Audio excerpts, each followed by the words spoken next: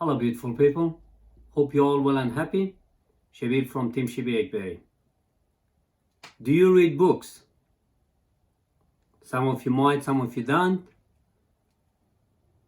I have got something really important, something that can teach you, something that can guide you about reading books.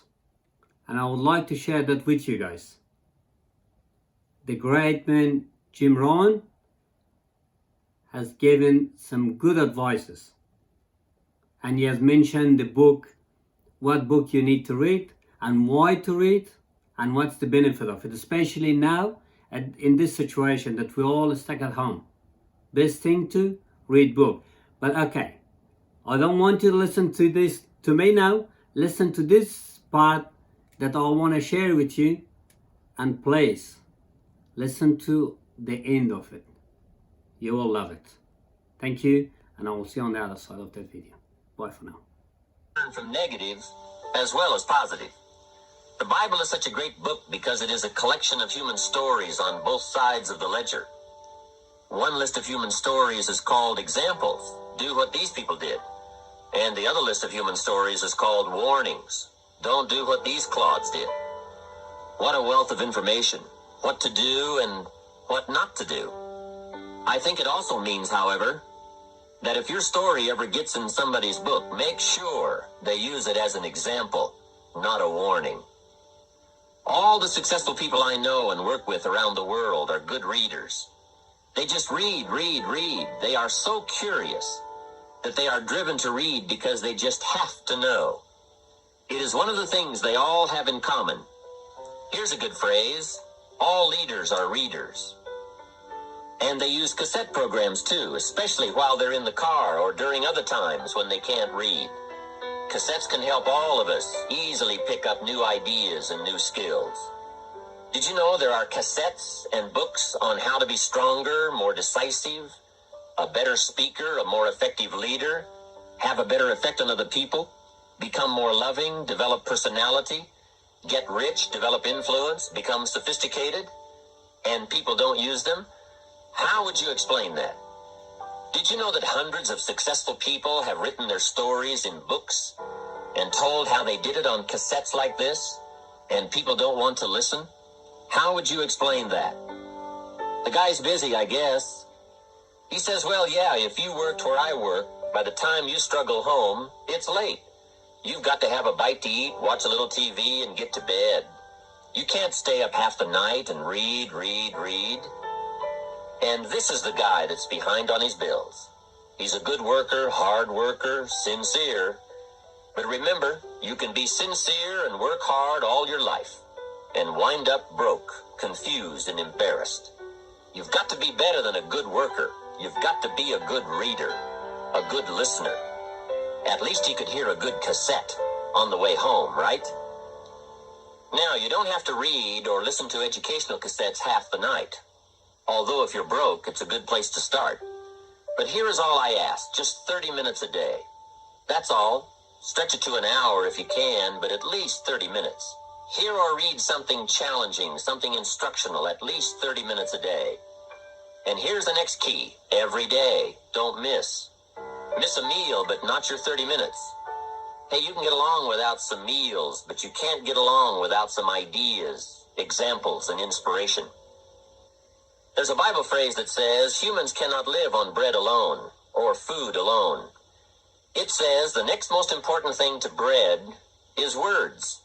Words nourish the mind. Words nourish the soul. Humans have to have food and words to be healthy and prosperous. Make sure you have a good diet of words every day. I told my staff one day, some people read so little they have rickets of the mind. And also remember, to properly feed the mind, you must have good balance. Don't just read or listen to the easy stuff. You can't live on mental candy. Here's a thought. Why not call good books and cassettes tapping the treasure of ideas? That's it. Tapping the treasure of ideas, like you're doing with this program. And if somebody's got a good excuse for not tapping the treasure of ideas for at least 30 minutes every day, or spending the money and getting the books and cassettes, I'd like to hear it. Invest the money. Get the cassettes and books.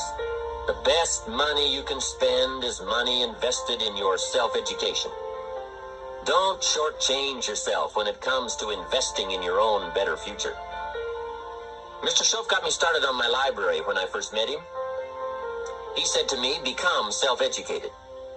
Standard education will get you standard results. Check those numbers and see if that's what you want. And if it isn't, if you want something better than standard, you must become self-educated. So I went to work on my library, and I now have one of the best. Shoaff recommended a couple of books in particular to get me started. Now, I had a Bible, that's 66 books, so that was a pretty good start, and my parents saw to it that I had a good study of the Bible. But the first book Mr. Shoaff told me to get was the book Think and Grow Rich by Napoleon Hill. If you don't already have it, it's a great one to add to your library.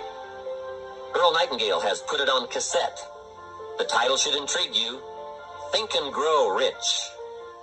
I read it several dozen times. Shoaff said repetition is the mother of skill. And if you could have seen my bank account at the time, you would have known I needed lots of that kind of repetition. Some of the ideas in that book made major changes in my life. As I look back now, the book was worth thousands, and I bought it for pennies. I learned a very valuable lesson. There can be a great deal of difference between cost and value. Before I met Mr. Shoaff, I used to ask, how much does it cost? After I met him, however, I soon learned to ask, how much is it worth? I started basing my life on worth instead of cost, and everything changed. So that was one book he recommended, Think and Grow Rich. The next book he recommended I get was a book on nutrition. Shoaff said, study nutrition. Vitality plays an important part in doing well. Some people don't do well because they don't feel well. It's not that they're not intelligent. It's that they're ill. They don't have the fire and the vitality to do well. So he really got on me about nutrition. Now, some of those health books are a bit weird, but you can separate out the weird stuff. There are cassettes on nutrition too. Remember, don't be a follower. Be a student. Someone says, I read this book. Should I follow? And the answer is no. Read at least 2 books and make up your own mind. Don't be a follower. Be a student. So take care of yourself. There's a Bible phrase that says, many times the spirit is willing, but the body's weak. So you have to work on both. You wake up in the morning and the mind says, let's go get 'em. And the body says, I can't even get out of bed. So work on your health. A person's library of books and cassettes reveals his or her most dominant desires. It's interesting to walk into someone's house and browse through the library. What does your library say about you? So read all the books. Now here's good news. You don't have to read them all at once. Try this, 2 books a week. In 10 years is 1,000 books. If you read 1,000 books in the next 10 years, do you think they would greatly influence all the dimensions of your life? The answer is, of course. Well, here's what's exciting. It's only 2 books a week. However, I would suggest if you haven't read 2 books a week for the last 10 years, you are about 1,000 books behind. Can you imagine the incredible disadvantage it will be 10 years from now to stride into the marketplace 1,000 books behind? For some confrontations, you won't be a match. And for some opportunities, your knowledge will be too lacking. For some values, your philosophy will be too shallow. Missing skills, missing knowledge, missing insights, missing values, missing lifestyle. It could happen if you don't read the books. Remember, the book you don't read won't help. I hope you have enjoyed what Jim Rohn said through that few minutes of his video. The book that he mentioned, there's many great books, but one book that he mentioned, that is Think and Grow Rich. That's the book in here right with me. I have read this book 3 times, and you heard what he said about this book. But what I'm gonna do, I want to share this book with you guys in my next video, because there's 13 best part in this book that you need to learn about. And what I'm going to do, I'm going to share in my next video about this book, Think and Grow Rich. But remember, when it says Think and Grow Rich, this is not about rich in money.